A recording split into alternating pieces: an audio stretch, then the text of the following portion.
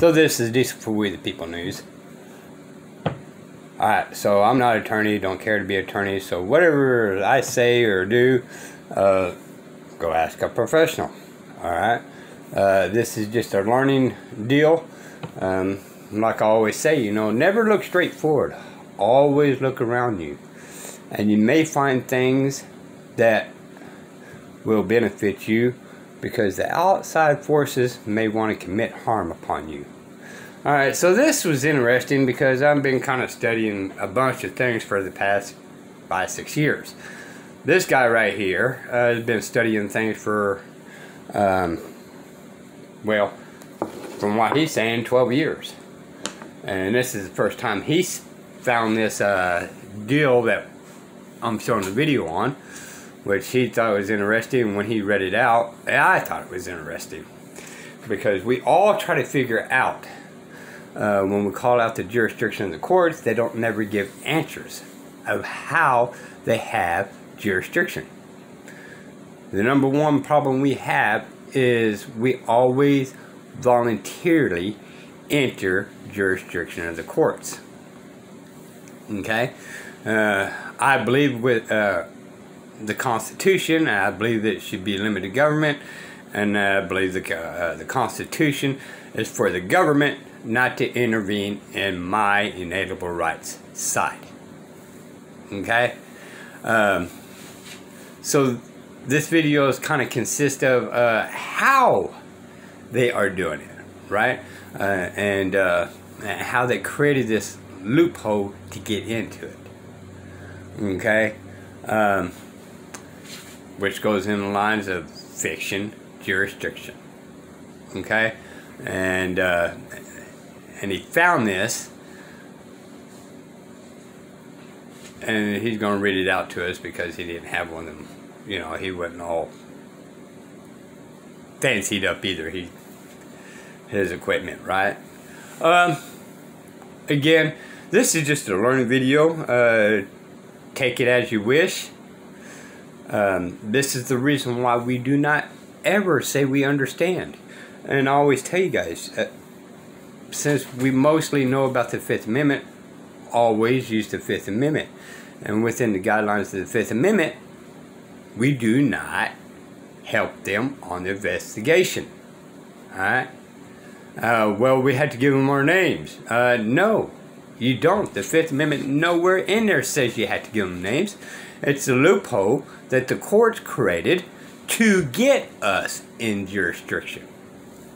And you volunteered into it, and they say it's law, but in all actuality, if it's an unlawful law, you don't have to do it. Now, there is a cause and effect to every actions, right? Which goes into the deal of outside forces committing harm upon you. Alright? So if you don't give your driver's license or information or anything like that, well, there's a cause and effects of the actions. Mainly because cops are too stupid. That's the reason why they hire low IQ officers. So they don't get smart. They want, I can't say dumb people, you know, because that's stretching it. They just really want people that don't take initiative of learning and growing. Okay? So I thought in general this was interesting, and we'll go back into clear some of this up. Okay? You see these videos, sovereign citizen, sovereign this, sovereign that, right? Well, in general, most of them are not really claiming sovereign. There is some that claim sovereign, okay? But the reason why they say it is because they're going by the real lawful laws. They're not going by statutes and codes, which actually there is a Supreme Court opinion that codes and statutes is not law. Well, then how come, you know, cops and judges are throwing us in jail over statutes and codes if they're not laws? Think about it. You know, if it's not laws, you know, how can they throw you in jail? You break a policy. You record in court. It's not a law, but yet they throw you in jail. How can they? They can't, but they still do it. Okay? You didn't follow the court's rules. They're going to throw you in jail. How can they throw you in jail? You didn't break no laws, but you broke a rule. How can you go to jail over breaking a rule? No harm, no foul. It's just a rule. Alright? So we need to wake up and realize all these little tricks of jurisdictions that are stealing your freedom from. Alright, so we need to put these pieces together and really understand what they are doing to us.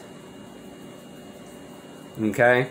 And this kind of goes into a little bit more depth that I cannot explain the way I speak. I don't have that type of I just don't have that type of speech. I'm just kind of stumbling along and do what I say off the top of my brain. I don't sit and study for hours and try to get everything nitpicky and perfect and all that kind of stuff. Okay? But here you guys go. Check this out. Hey everybody, let's give a few minutes for some more people to jump on here so they can catch this live. So my lives are pretty random. I decide to do that because every now and then it will occur to me that, hey, this is a great piece of information. I should probably get this out and,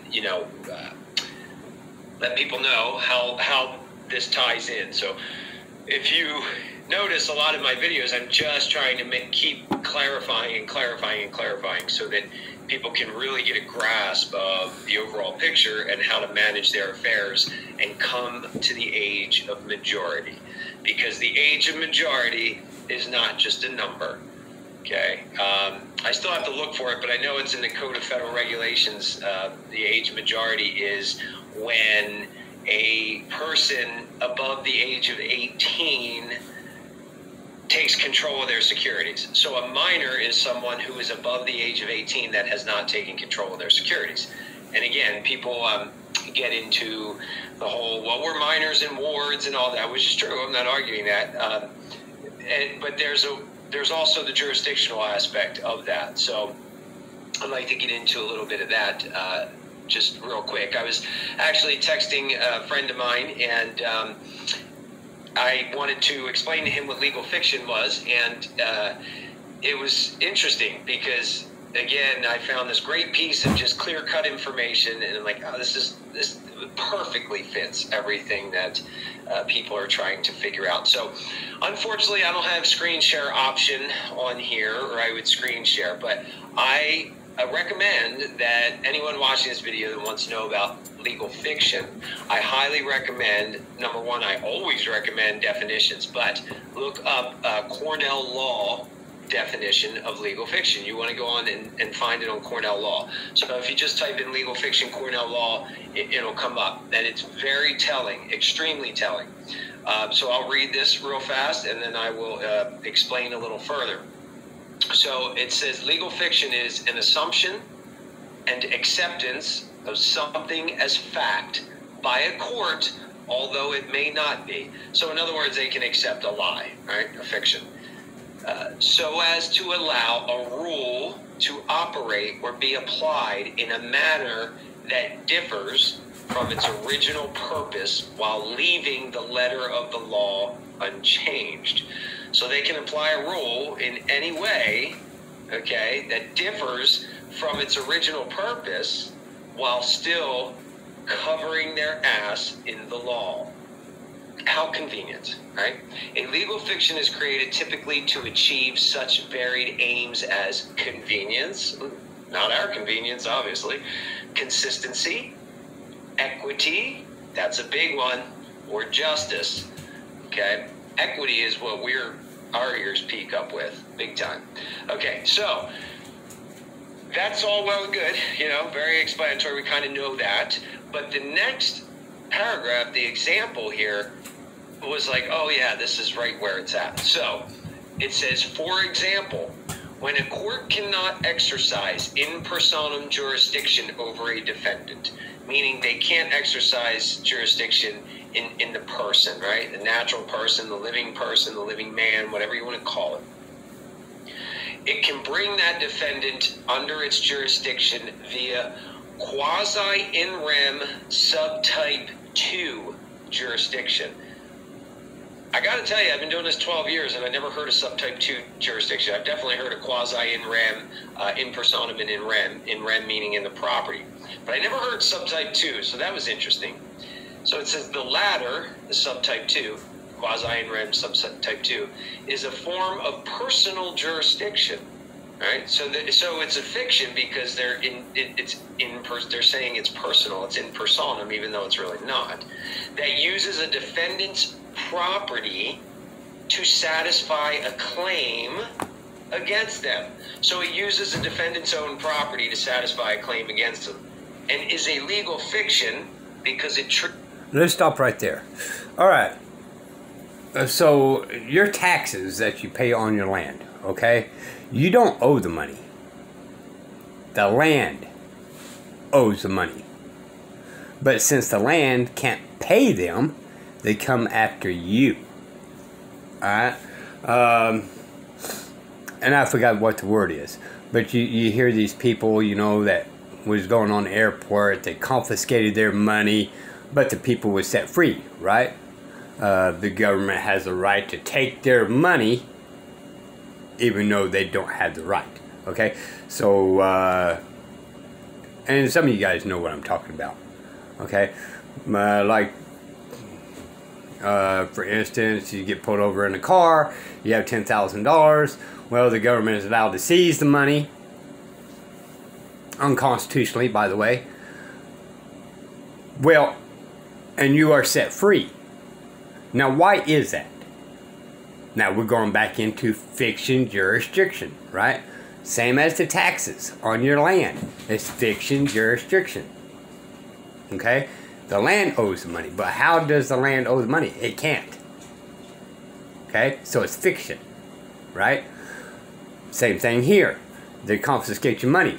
Well, what the fiction jurisdiction on that is the war on drugs. Right? So your money is actually being prosecuted for drugs. Okay? So technically what they did is arrest your money for being involved in drugs. Alright? But since they didn't have no evidence on you, you are cut free. But they're going to hold your money because the money is arrested. Okay? Even though they don't have any factual evidence and this, that, here, and there, you know, we're going with fictional jurisdiction. Okay? This is the reason why it's unconstitutional. It's fictional jurisdiction. There is no jurisdiction on this. They're making this up to be able to seize your stuff. Okay? So you get cut free. They get to keep the money, and because it's unconstitutional, if you pay a lawyer $10,000, you may get your money back. But you just spent $10,000 on a lawyer to get your $10,000 back. Plus all the time and trouble being off work. So that $10,000 adds up to $20,000 for a $10,000. Right? Alright. So, you know, in most 98% of the cases, people forget about it because it's not worth the time and hassle and the expense, because it costs way more to get less back, and the government knows this. Okay? So, and this is the reason why today is still in effect, because the way this is set up, we the people get screwed and the government wins. Okay? So I just wanted to kind of clear this up, and this video is going to be a little bit on the long side, by the way. That is fictional jurisdiction. Part of it anyway. It's the owner of the property as a defendant, although the subject of the suit is technically the property itself. Okay? So, of course I said, well, I want to go to quasi in rem subtype 2. So the first thing it says, of course, is when hearing quasi, so I looked that up under, you can actually just click on the link in Cornell Law under that definition and it'll come right up. When hearing quasi in rem actions, a court may only affect a named defendant's interest in a specific named piece of property. All right. So these actions have similarities with both in rem and in personam actions. So again, when hearing quasi in rem actions, a court may only affect a named defendant's interest in a specific named piece of property. Well, what's the interest? In what property? The interest in the securities, right? The certificated security, the interest. They can only affect that. That's why it's so powerful when people are going in there and they're not allowing the attachment of the name, right? By saying, you know, my name is John Henry, the House of Doe, or however you might say it, Family Doe, or, you know, I'm not the person type of thing. They can't get jurisdiction because they can't attach you to the property. That's what they're doing. This explains it so well. Like, this is so perfect, man, how this is explained. So, and I wanted to share, so that's why we're here. These actions, okay, so let's go back over that. When hearing quasi-in rem actions, a court may only affect a named defendant's interest in a specific named piece of property. These actions have similarities with both in rem and in personam actions. As is the case with in rem actions, a court may hear a quasi-in rem action if the named property is within the court's jurisdiction, which it is, right? When there's a certificate and it's in the states and you're in a county court, which makes it a lot better too in the United States if you're in a federal court, because the certificate doesn't show that the property is in the United States. It shows that it's in a state. The United States only exists in the 10-mile square. So let's go back to the beginning of that sentence. As is the case with in rem actions, a court may hear a quasi-in rem action if the named property is within the court's jurisdiction, even if the court does not have the power to exercise in personam jurisdiction over the defendant. All right? This is why they try to lock you in to that jurisdiction by asking you questions to tie you to the property to take that in rem jurisdiction, so they can take jurisdiction over your person in personam. However, this is the reason why you never say you understand. Okay? This is the reason why you don't give your name. You know, people play around with it, right? Well, they call me that.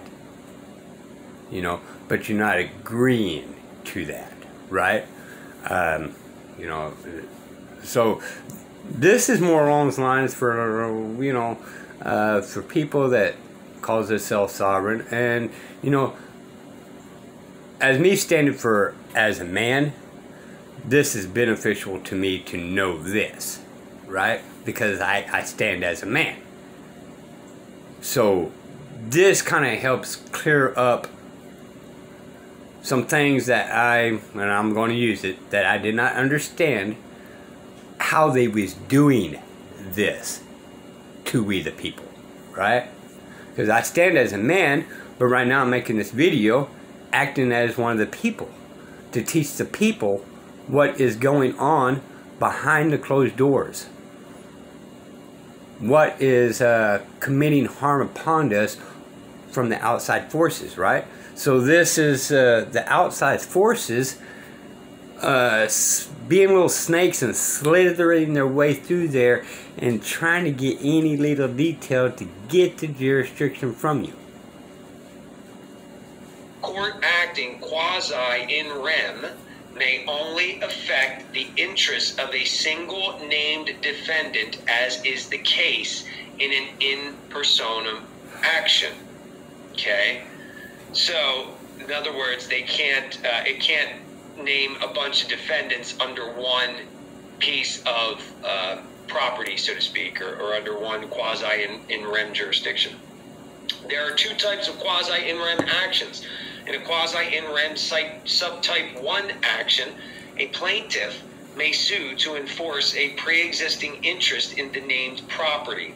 For example, a lender might use a quasi-in rem subtype 1 action to foreclose a mortgage. All right, now that's subtype 1.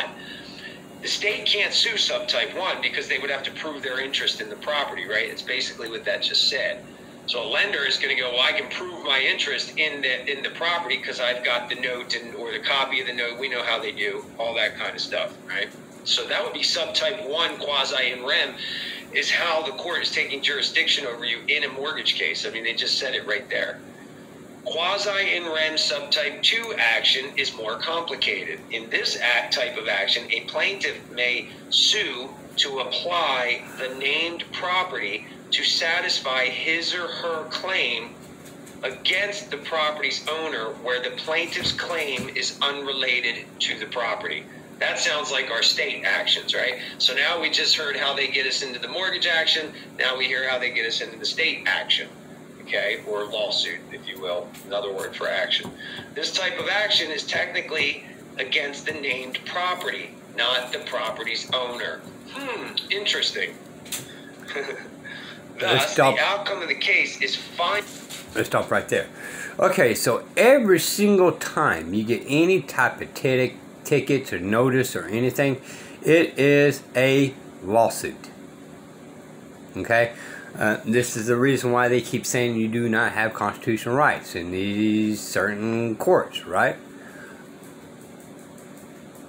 Because it's a lawsuit.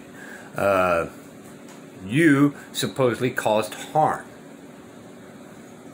The catch is the way I operating in this game is, okay, well, who's the man and woman filing this claim against me, right?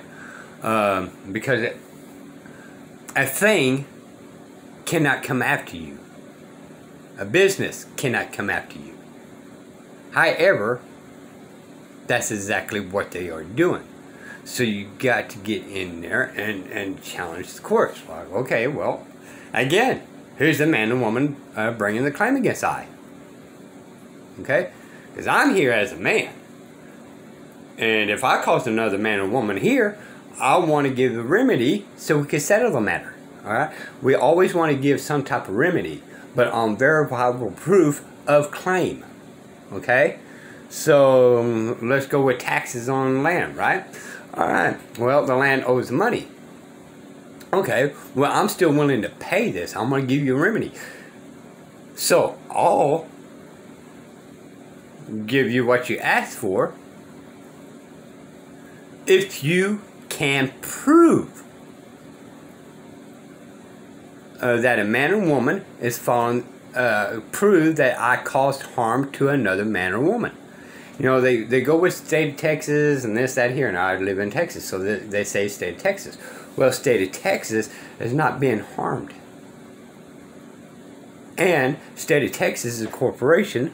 So, how can a corporation sue you? Right? It can't.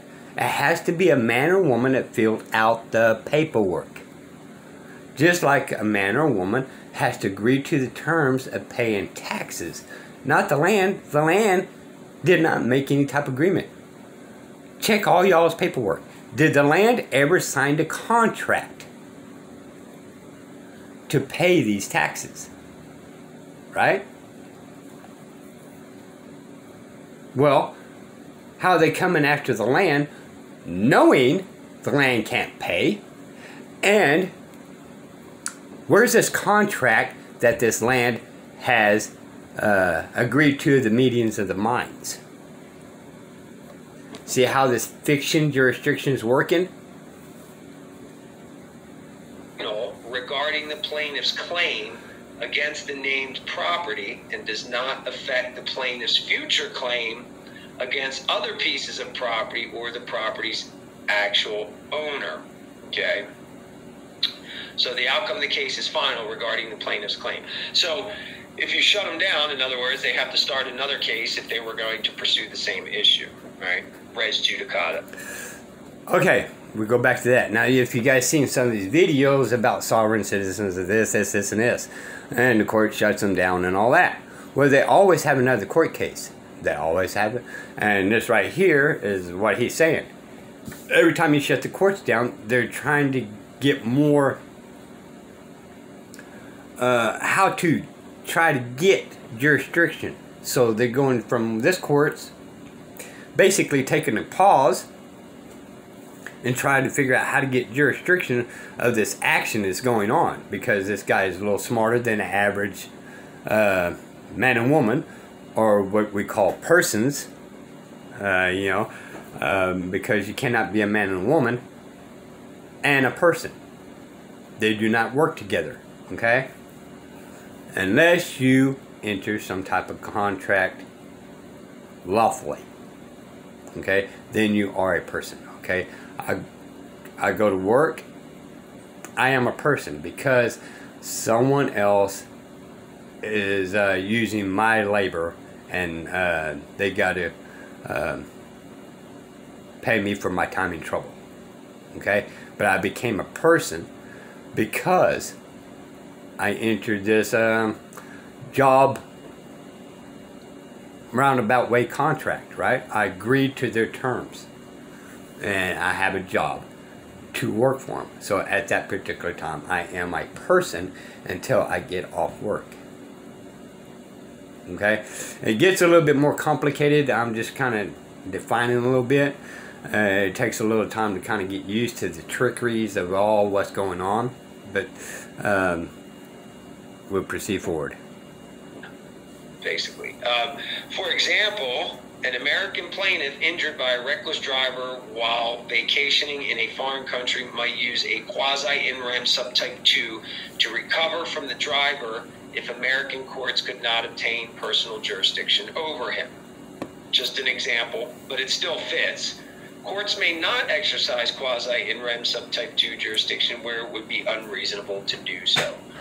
So this is it, man. I mean, this is basically how they're, taking their jurisdiction over you, and why when you go in there, it's very important not to allow them to create that connection between you and the property.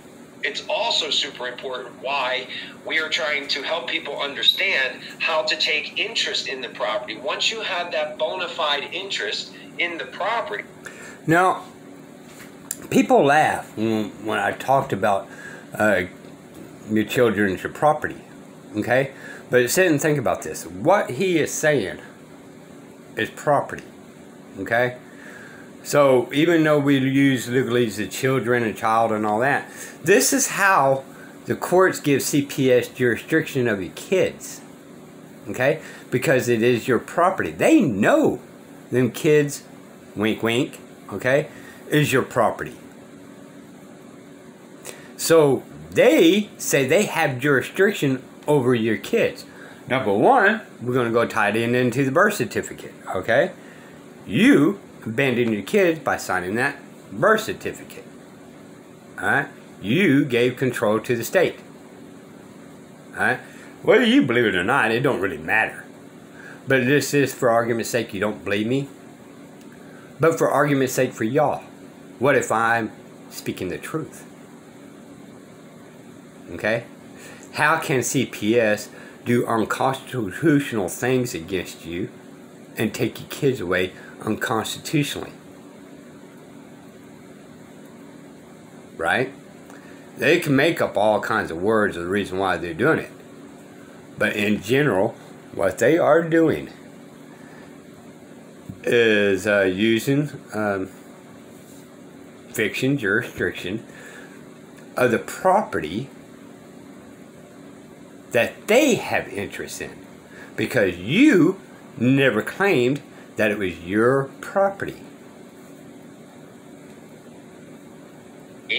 Okay, or that substantial claim on that property, and you can show the interest as recorded in the county, which is why you'll see myself, guys like Divergent 5, KL, like we talk about your public record is super important. When you take interest in that property and you have the superior claim, which is what people call a UCC1. The UCC1 is not a lien for people who are new to the UCC SPC thing. It's not a lien. You have to have a security agreement. You have to have interest in the property. However, a UCC1 is just a notice of interest. That's all it is. It's a notice, period. It's not a lien. Okay, it's a notice of lien. Just like when the IRS puts a notice of lien in the county court for taxes, that's just a notice of lien. That's not the lien. The lien is the security agreement. The lien is the agreement that I'm going to give you collateral in return for a loan. So that's the lien. The lender has the lien on my property because I agreed to give him the interest in the property. Well, when we do this... For instance, when you fill out a W-2 form, W-4 form, any type of tax papers, you voluntarily saying, I will pay these things. And when you break the contract, then they come after you. Okay? In the county record, you don't need a UCC1 for your straw man. You can do it in the county record, and it's just as effective in equity. Okay, so an interest recorded in the county, or even an interest, a notice of interest. Number one, you have an agreement, then you put a notice. You can put a notice of interest in the newspaper. You can put a notice of interest in the county. It's the same thing as a UCC1 and has just as much power and effect. Okay, it's just a notice of interest. So once that notice of interest is perfected, and you've accepted the gift, the certificated security, the entity that was given to you at birth, that was created. Okay. Well, let's finish this last part.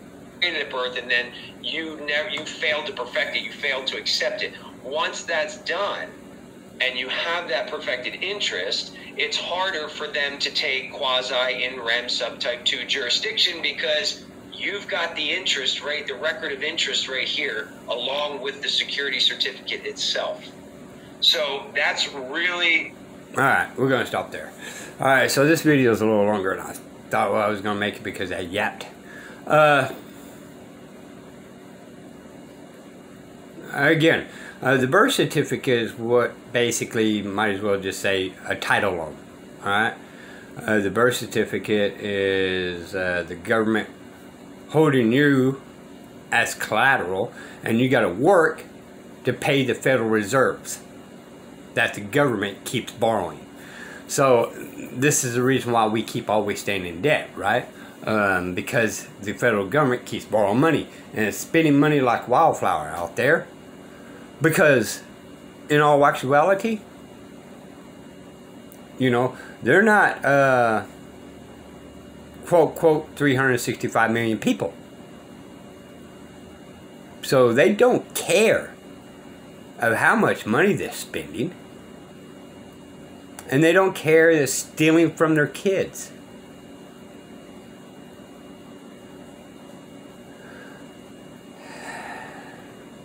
Anyway, it kind of ticks me off when, you know, the government's doing this and playing these stupid games with we the people. And what, you know, kind of saddens me is, you know, people sticking with a one-track mind instead of just opening up and figuring out, okay, if I have constitutional rights, how come I can't use them? You know? And then go on and marry a little away. And just give up.